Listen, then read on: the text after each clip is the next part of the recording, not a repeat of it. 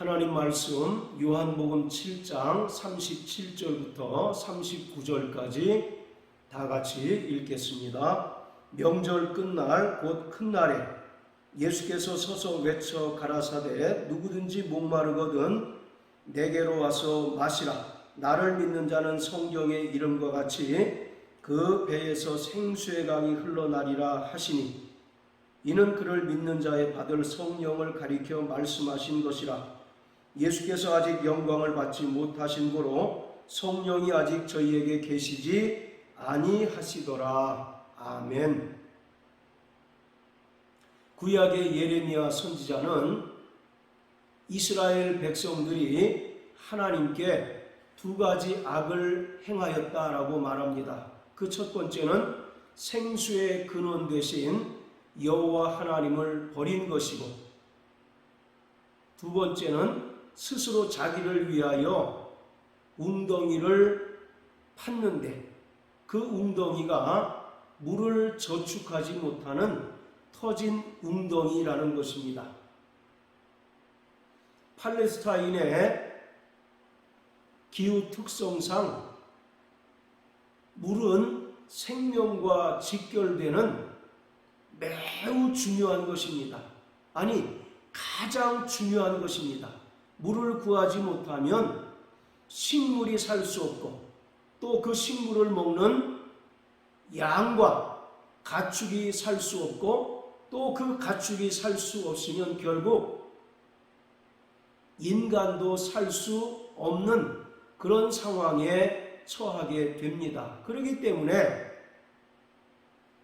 팔레스타인 지역에서는 물을 구하는 것이 가장 중요한 문제였습니다. 그래서 창세기에 보면 족장들이 어떤 마을을 형성할 때 가장 먼저 하는 일이 우물을 팝니다.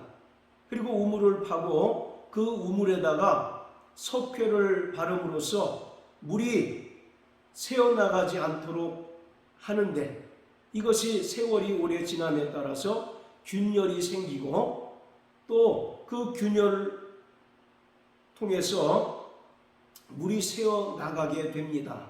이처럼 이스라엘 백성들이 여호와 하나님을 버렸고 또 자기를 위하여 스스로 웅덩이를 팠는데 그 웅덩이가 그만 터진 웅덩이여서 물을 저축할 수 없다는 것입니다.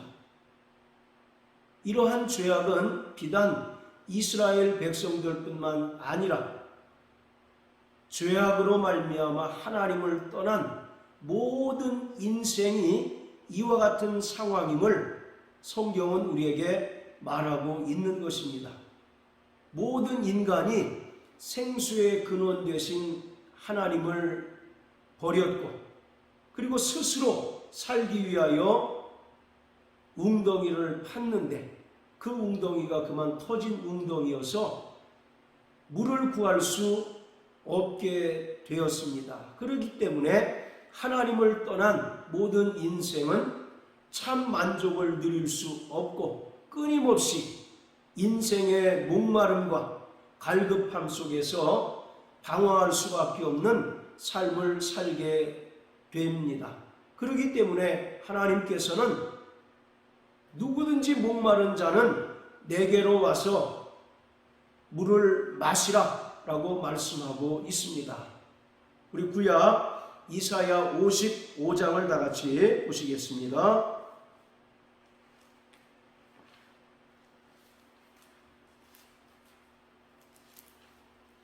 (55장) 1절 2절입니다. 너희 목마른 자들아 물로 나오라. 돈 없는 자도 오라.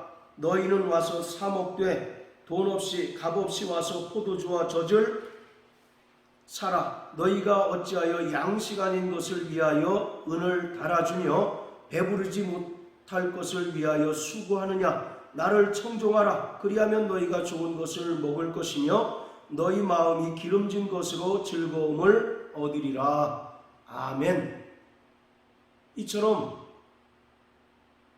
터진 웅덩이로 인하여 물을 구할 수 없고 목마름 가운데서 방황하는 모든 인생을 향하여 하나님께서는 너희 목마른 자들아 내게로 와서 물을 마시라. 돈 없이 값 없이 와서 물을 마시라고 말씀하고 있습니다. 그리고 요한복음 4장 13절 14절에서 예수님께서 사마리아 여인과의 대화에서도 또 이와 비슷한 말씀을 하는 것을 우리가 볼 수 있습니다. 자, 요한복음 4장 13절 14절입니다. 예수께서 대답하여 가라사대 이 물을 먹는 자마다 다시 목마르려니와 내게 주는 물을 먹는 자는 영원히 목마르지 아니하리니 나의 주는 물은 그 속에서 영생하도록 솟아나는 샘물이 되리라. 지금 정오에 야곱의 우물물을 길러온 사마리아 여인에게 예수님께서 말씀하시되 이 우물물을 먹는 자는 다시 목마르겠지만 예수님께서 주시는 물을 먹는 자는 다시 목마르지 아니하고 또 그 속에서 영생하도록 솟아나는 샘물이 있을 것이다 라고 말씀합니다. 요한복음에서 물이라고 하는 이미지가 자주 등장하는데 요한복음에서의 물은 성령을 가리키고 있습니다.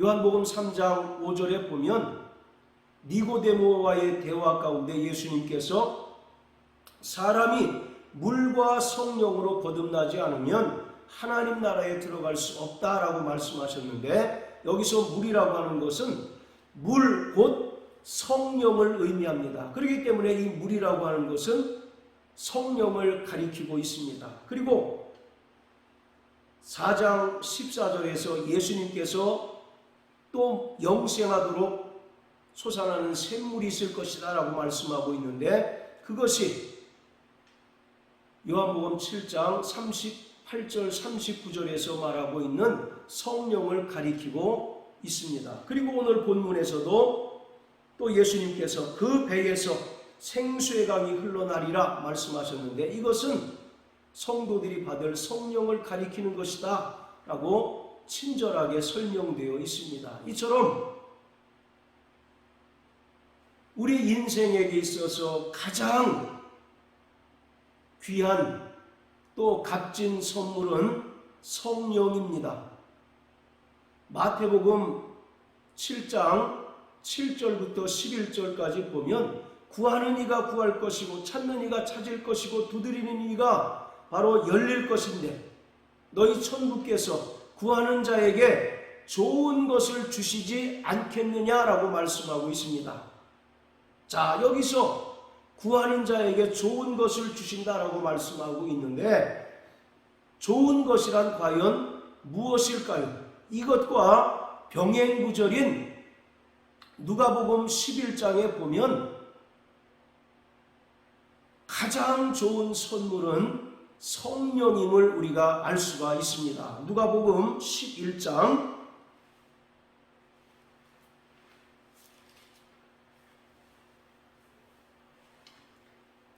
자, 9절부터 13절까지 읽겠습니다. 내가 또 너희에게 이르노니 구하라 그러면 너희에게 주실 것이요 찾으라 그러면 찾을 것이요 문을 두드리라 그러면 너희에게 열릴 것이니 구하는 이마다 받을 것이요 찾는 이가 찾을 것이요 두드리는 이에게 열릴 것이니라. 너희 중에 아비된 자 누가 아들이 생선을 달라 하면 생선 대신에 뱀을 주며 알을 달라 하면 전갈을 주겠느냐. 너희가 악할지라도 좋은 것을 자식에게 줄 알거든 하물며 너희 천부께서 구하는 자에게 성령을 주시지 않겠느냐 하시니라. 마태복음 7장에는 너희 천부께서 좋은 것을 주실 것이다 라고 말씀하고 있는데 여기서 좋은 것은 최상급의 의미로서 가장 좋은 것을 가리킵니다. 그런데 누가복음 11장에서는 그 가장 좋은 것이 바로 성령을 의미하고 있습니다. 이처럼 인생의 목마름과 참 만족을 얻지 못해서 방황하며 끝없이 헤매이는 인생들에게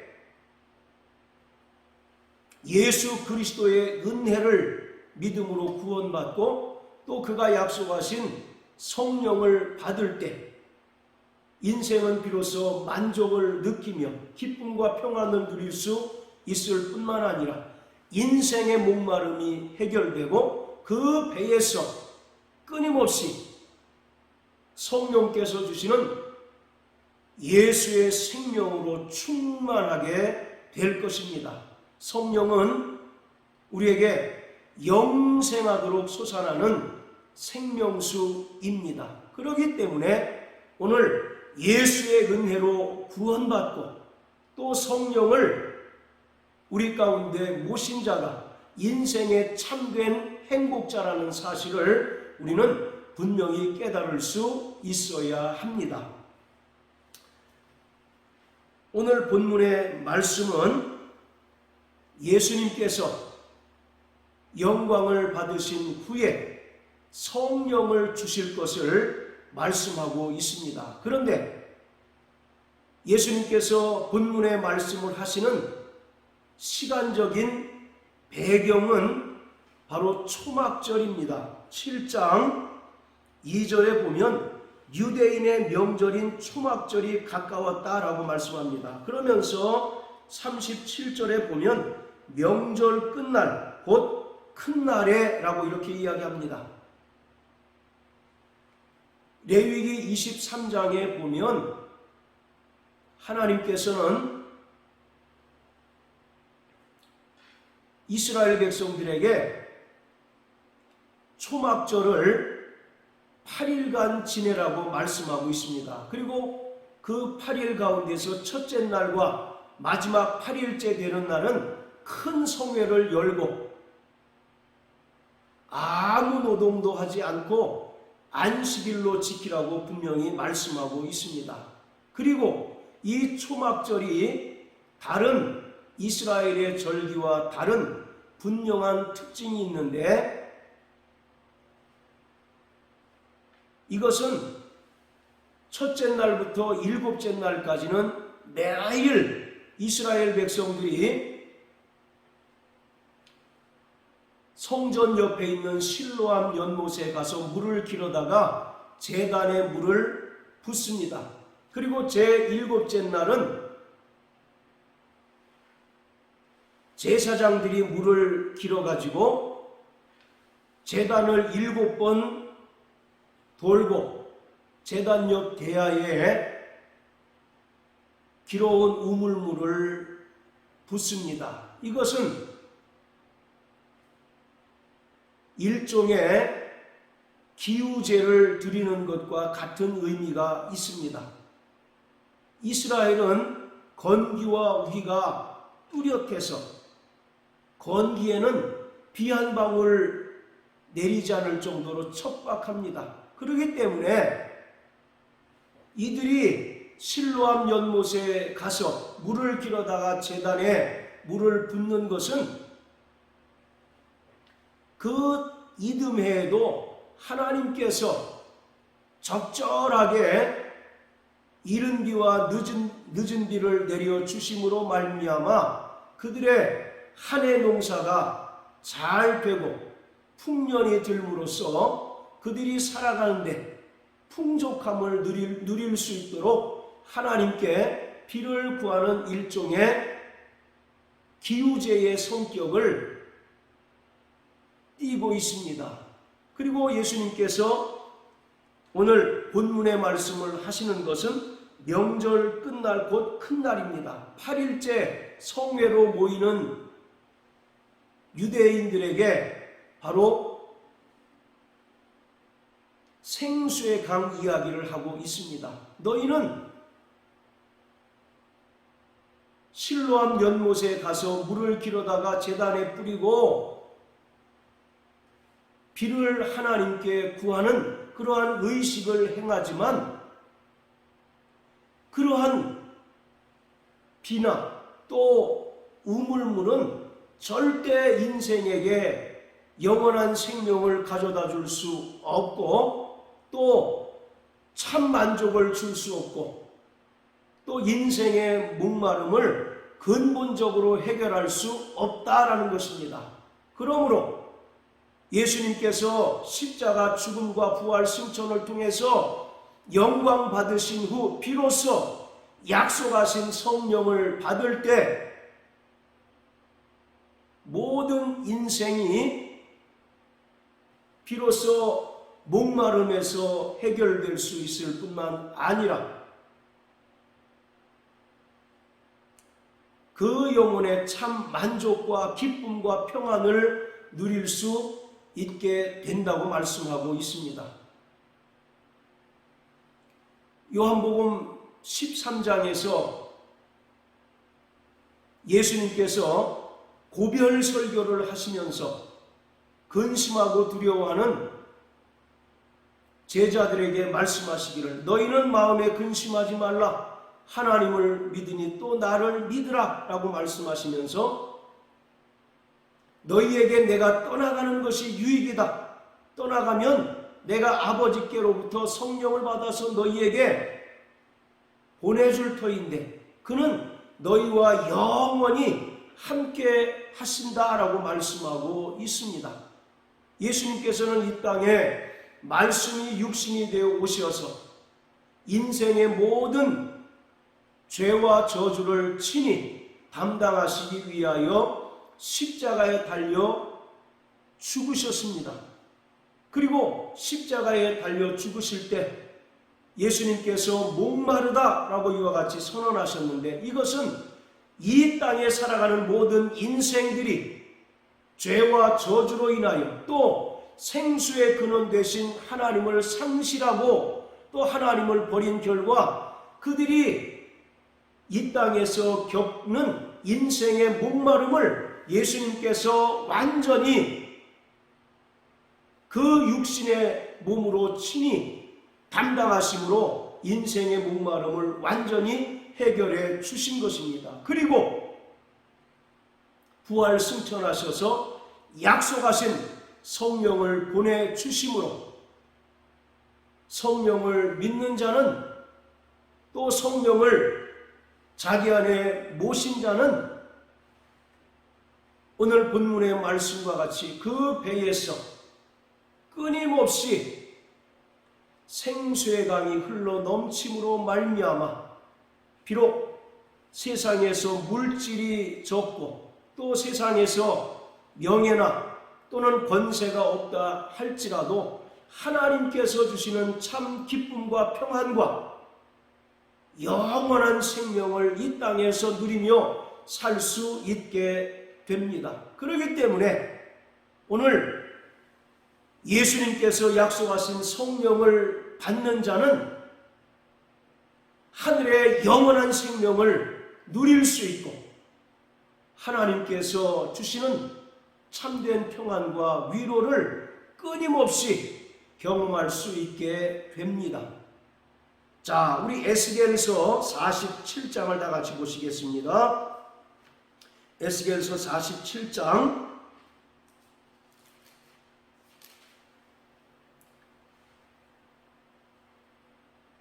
자, 1절부터 12절까지 읽겠습니다.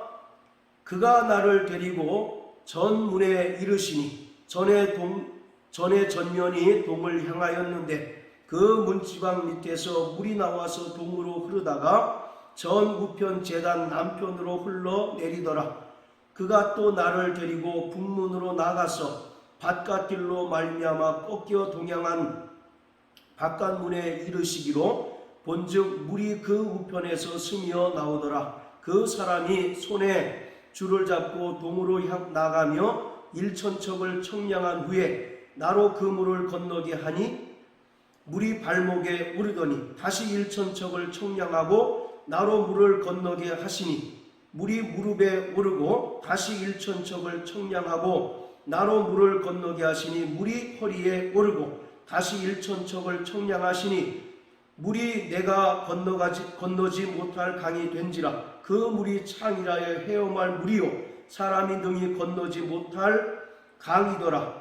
그가 내게 이르시되 인자야 내가 이것을 보았느냐 하시고 나를 인도하여 강가로 돌아가게 하시기로 내가 돌아간즉 강 좌우편에 나무가 심이 많더라. 그가 내게 이르시되 이 물이 동방으로 향하여 흘러 아라바로 내려가서 바다에 이르리니 이 흘러내리는 물로 그 바다에 물이 소송함을 얻을지니라. 이 강물이 흐르는 곳마다 번성하는 모든 생물이 살고 또 고기가 심이 많으리니 이 물이 흘러들어가므로 바닷물이 소송함을 얻겠고 이 강이 이르는 각처의 모든 것이 살 것이며 또 이 강가에 어부가 설 것이니 엔게디에서부터 에네글라임까지 그를 치는 곳이 될 것이라. 그 고기가 각기 종류를 따라 큰 바다의 고기같이 심이 많으려니와 그 진펄과 갯벌은 소송되지 못하고 소금 땅이 될 것이며 강 좌우가에는 각종 먹을 실과 나무가 자라서 그 잎이 시들지 아니하며 실과가 끊치지 아니하고 달마다 새 실과를 맺으리니 그 물이 성소로 말미암아 나옴이라. 그 실과는 먹을 만하고 그 잎사귀는 약재료가 되리라. 아멘. 에스겔 선지자가 환상을 보는데 성전 동향한 문에서 흘러나온 물이 처음에 청량하니까 발목에 찹니다. 그리고 두 번째 청량하니까 무릎까지 차오르고 그리고 세 번째 일천척을 청량하니 사람이 건널 수 없을 만큼 창이란 물이 되었다라고 말씀합니다. 그랬더니 그 물이 이제 8절에 보면 동방으로 향하여 흘러 아라바로 내려가서 바다에 이르렀다라고 말씀합니다. 여기서 아라바 바다는 지금의 사해를 가리킵니다. 또는 염해라고 성경은 말합니다. 소금기가 일반 바다보다 6배나 7배가 많아서 사해는 어떤 동물이나 식물도 살 수 없는 말 그대로 죽음의 바다입니다. 그러나 성전 동양한 문에서 흘러나온 생명수가 아라바로 흘러가니까 그 죽음의 바다가 살아나게 되고 소성케 되고 또 그곳에 각종 동물과 식물이 소성하게 되는 놀라운 하나님의 역사가 나타나게 됩니다. 오늘 우리가 성령을 받기 이전에 우리의 상태가 바로 죽은 사해바다였습니다. 그러나 예수님께서 주시는 생수의 강이 성령으로 말미암아 우리 가운데 흘러넘침으로 말미암아 우리의 영혼이 소성케 되고 또 우리의 영혼이 예수의 생명으로 충만하고 또 우리가 가는 곳마다 또 예수의 생명을 증거하는 곳마다 또 증거를 받는 사람마다 생명으로 살아나게 되는 놀라운 역사가 나타나게 됩니다.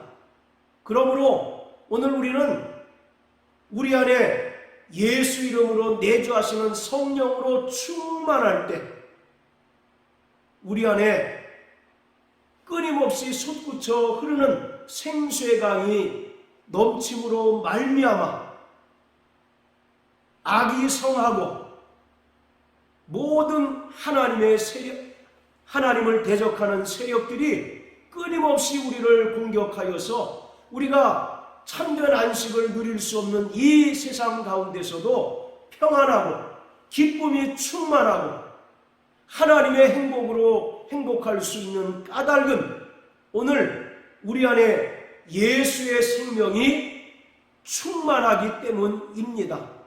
자, 우리 마지막으로 고린도후서 4장을 다 같이 읽겠습니다. 자, 고린도후서 4장